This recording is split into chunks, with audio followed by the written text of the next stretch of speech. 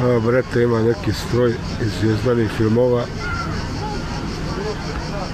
ali baš i ne funkcionira, ono, malo su u kurcu. To bi naravno trebalo funkcionirati na potisak, ali malo im je stroj u kurcu.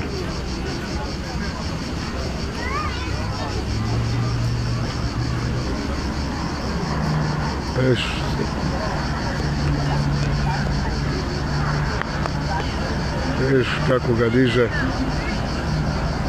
Ovo se nekad modela vidjeti u Zvijezdanim film stazama, ovakve strojeve.